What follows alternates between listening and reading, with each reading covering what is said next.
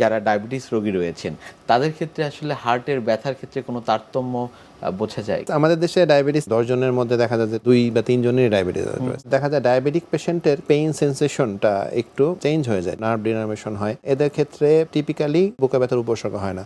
কারো দেখা যায় যে শুধু হাতে একটু অস্বস্তি ফিল করে, হাঁটতে গেলে হাত ঝিনঝিন করে, কারো চোয়াল ধরে আসে, কারো একদমই বুকে ব্যথা হয় না কিন্তু টায়ার্ডনেস ফিল করে, ফ্যাটি হয়ে যায়। আগে সে হয়তো আধা কিলো হাঁটতে পারতো বা 2 আর 3 ফ্লাইট উঠতে পারতো, মানে 2 তলা বা 3 তলা সিঁড়ি দিয়ে উঠতে পারতো।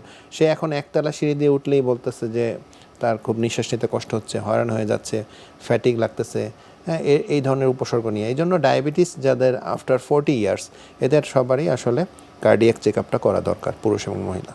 হার্ট অ্যাটাকের ঝুঁকিতে আসলে কারা রয়েছেন? যাদের বয়সটা বেশি, এল্ডারলি এইজ, এবং ফিমেলদের ক্ষেত্রে প্রিমেনোপজ, যাদের বয়সটা কম, 45-এর কম, তাদের হার্ট অ্যাটাকের ঝুঁকিটা অনেক কম থাকে এবং কার্ডিয়াক ডিজিজের ঝুঁকি অনেক কম থাকে। যাদের জন্মগত আগে থেকেই কোনো কার্ডিয়াক ডিজিজ আছে, ফার্স্ট ডিগ্রি রিলেটিভদের ক্ষেত্রে, যাদের উচ্চ রক্তচাপ বা হাইপারটেনশন, ডায়াবেটিস, স্থূলতা বা obesity, sedentary lifestyle, smoking, even বিভিন্ন রকম রিস্ক ফ্যাক্টর আছে। বিশেষ করে জাঙ্ক ফুড বা ফ্যাটি ফুডগুলো বেশি ইনটেক করতেছি, লাইফস্টাইল চেঞ্জ হয়ে গেছে, আরবান লাইফস্টাইল, এবং হচ্ছে গিয়ে আমাদের বায়ু দূষণ যেটা, হ্যাঁ, এনভায়রনমেন্টাল পলিউশন একটা ইম্পর্টেন্ট রিস্ক ফ্যাক্টর হয়ে দাঁড়িয়েছে এখন। এবং এক্সট্রা স্ট্রেস, আরবান লাইফের যে আমাদের মানসিক চাপ বা স্ট্রেস, হ্যাঁ, এবং এটাও কিন্তু একটা ইম্পর্টেন্ট রিস্ক ফ্যাক্টর হিসেবে কার্ডিয়াক ডিজিজের রিস্ক ফ্যাক্টর। এখন আমরা আগে যেটা বলতো শুধু বয়স্কদের অসুখ, হার্ট ডিজিজ বা হার্ট অ্যাটাক, এখন কিন্তু সেটা না।